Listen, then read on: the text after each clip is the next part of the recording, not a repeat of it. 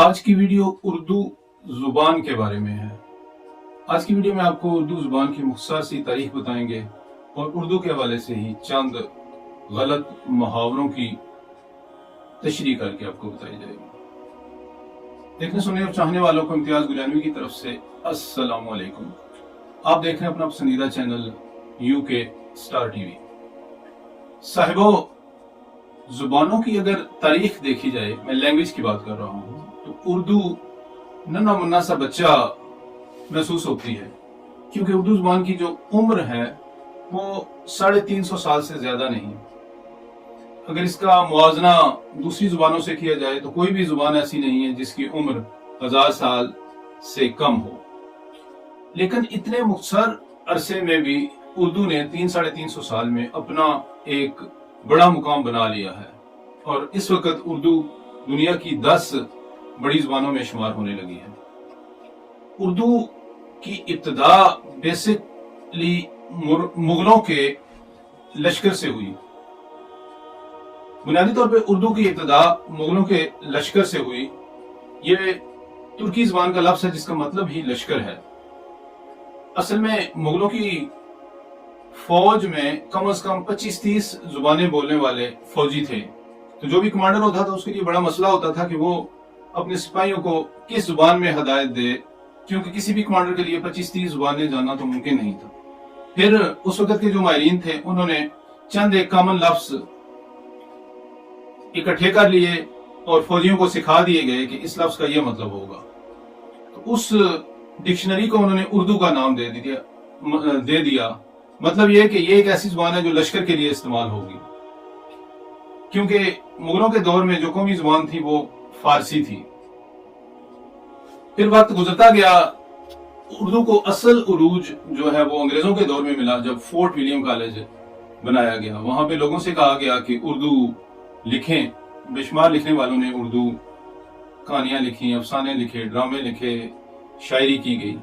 क्योंकि अंग्रेज आए थे तो उर्दू बेसिकली जो इब्तिदा की उर्दू थी वो बड़ी स्किल थी, क्योंकि फारसी और अरबी से उसको जोड़ा जाता था, तो वो अंग्रेजों को समझ नहीं आती थी। तो अंग्रेजों ने सादा उर्दू जो आजकल हम इस्तेमाल कर रहे हैं उसको रिवाज दिया ताकि हमें समझने में आसानी रहे, और इसी वजह से उर्दू जो है ये बहुत जल्द पूरे हिंदुस्तान की मकबूल तरीन जुबान बन गई। अगर हम आज की बात करें तो आज दुनिया के बेशुमार मुमालिक में उर्दू बोली जाती है। खुसूसी तौर पे पाकिस्तान, हिंदुस्तान में तो उर्दू बोली ही जाती है। इसके अलावा अरब ममालिक में भी बहुत ज्यादा तादाद में लोग हैं जो उर्दू बोल रहे हैं।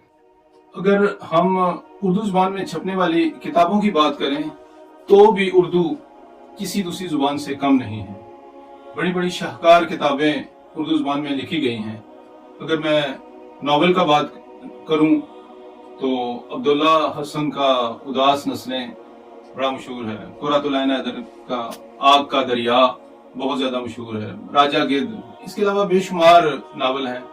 जो मुझे फिलबदी याद आ रहा है मैं उनका नाम ले रहा हूँ। इसका कतई ये मतलब नहीं है कि बाकी नावल इस पाए के नहीं हैं। इसी तरह शायरी में इकबाल हैं, गालिब हैं, मीर हैं, फैज हैं, फराज हैं, बहुत सारे नाम हैं जिनको गिनना मुमकिन नहीं। मैंने भी अपनी तरफ से एक हिस्सा डालने की कोशिश की है।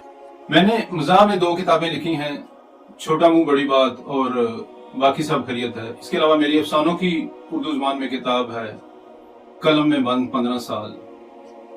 अपनी आबीती इम्तियाजनामा के नाम से भी मैंने उर्दू जुबान में लिखी है। ये मैं सिर्फ उन किताबों का जिक्र कर रहा हूँ जो मैंने उर्दू जुबान में लिखी है। अल्लाह ताला ने मुझे तौफीक दी है कि मैंने उर्दू के अलावा भी मुख्तलिफ जुबानों में किताबें लिखी हैं। हाल ही में मेरी शायरी की एक किताब आई है, सितारे हम सफर मेरे, वो भी उर्दू में ही है। आज हम उर्दू जुबान में बोले जाने वाले ऐसे मुहावरों की बात करेंगे जो गलतुल आम हैं। बेशुमार अल्फाज भी हैं, जिस तरह कमीज असल लफ्ज है शलवार कमीज में, लेकिन हम इसको कमीज ही बोलते हैं और आजकल यही रिवाज पा गया है। लेकिन बाज़ दफा ये होता है कि हम कोई मुहावरा बोलते हुए एक ही लफ्ज को 2 बार बोल देते हैं। जैसे पीटी शूज बूट, अगर आपने शूज कह दिया तो फिर बूट की जरूरत नहीं है। कोमरी की पहाड़ियां, को का भी मतलब पहाड़ होता है, फिर अगर आपने कोमरी कह दिया तो फिर पहाड़ियों की जरूरत नहीं है। اسی طرح شب قدر کی رات، آب زمزم کا پانی، کیونکہ آپ کا مطلب ہی پانی ہوتا ہے، شب قدر کا مطلب، شب کا مطلب ہی رات ہوتا ہے۔ ایک اور عموماً لفظ سننے کو ملتا ہے، بڑے پڑھے لکھے لوگ بھی کہتے ہیں کہ فلان چیز انڈے کی طرح بیضوی ہے۔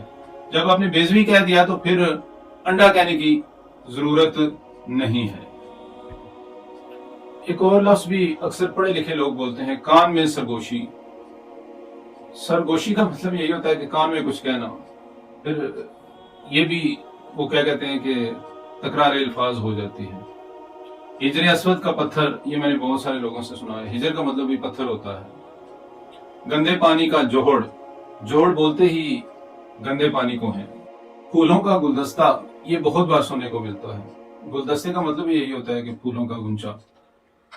نوشتہ دیوار پہ لکھا، یہ بھی غلط العام ہے، پڑھے لکھے لوگ جو ہے نا وہ اکثر بول رہے ہوتے ہیں۔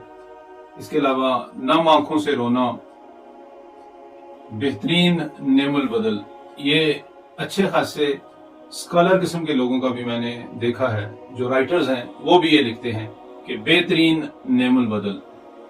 عموماً آپ اگر کسی فوتگی وغیرہ پہ جاتے ہیں تو وہاں بھی یہ فکرہ بڑے بڑے علماء حضرات بول رہے ہوتے ہیں جی کہ ہم یہ کام فلاں آدمی کو احسال ثواب پہنچانے کے لیے کر رہے ہیں، یہ بھی غلط ہے۔ احسال کا مطلب یہی ہوتا ہے کہ پہنچانا، تو جب آپ نے احسال ثواب کہہ دیا تو پھر آپ کو پہنچانا کہنے کی ضرورت نہیں ہے۔ نمک پاشی چھڑکنا، یہ بھی اکثر سننے کو ملتا ہے۔ اس طرح کے بے شمار الفاظ ہیں جو ہمارے اردو میں غلط العام ہیں لیکن رواج پا چکے ہیں۔ اگر آپ اپنی اردو صحیح کرنا چاہتے ہیں، اچھی اور خوبصورت اردو بولنا چاہتے ہیں، تو آپ کو چاہیے کہ اردو کو سیکھیں، اس کو سمجھیں۔ جس طرح انڈین فلموں والے، بالی ووڈ والے کرتے ہیں، اس طرح نہیں کرنا چاہیے۔ وہ نہ جانے کیا وجہ ہے یا کس دکھ کے تحت وہ جو اردو زبان میں فلمیں بناتے ہیں انہیں اردو کی بجائے ہندی کہتے ہیں، حالانکہ ہندی مجھے نہیں سمجھ آیا کہ کس زبان کو ہندی بولتے ہیں۔ یا سنسکرت کہیں تب بھی سمجھ آتی ہے، بھوجپوری کہیں تب بھی سمجھ آتی ہے، ہندی کون سی زبان کو یہ کہتے ہیں اور اس کا رسم الخط کیا ہے یا اس کی ہسٹری کیا ہے، کبھی سننے کو نہیں ملا۔ جس طرح پنجاب میں پنجابی جو ہے وہ ہم لوگ جو ہیں وہ پنجابی عربی رسم الخط میں لکھتے ہیں، اور جو انڈیا میں پنجاب ہے وہ بولتے ہماری طرح ہیں لیکن لکھتے ہوئے وہ گرمکھی میں لکھتے ہیں۔ یقین کریں مجھے ایک بار ایک پنجابی نے بڑی محبت سے کتاب تحفہ دی، میں اس کا ایک لفظ بھی نہیں پڑھ سکا کیونکہ وہ گرمکھی میں لکھی ہوئی تھی۔ اسی طرح انڈین بھی یہی کر رہے ہیں کہ اب خدا جانے کیا وجہ ہے کہ جس طرح رنگوں نے اپنے اپنے مذہب کے حوالے سے لوگوں نے انہیں چن لیا ہے، مسلمانوں کے لیے سبز رنگ اور ہندوؤں کے لیے وہ پیلا سا جو رنگ ہوتا ہے وہ ہو گیا ہے، اسی طرح زبانوں کو بھی انہوں نے چن لیا ہے۔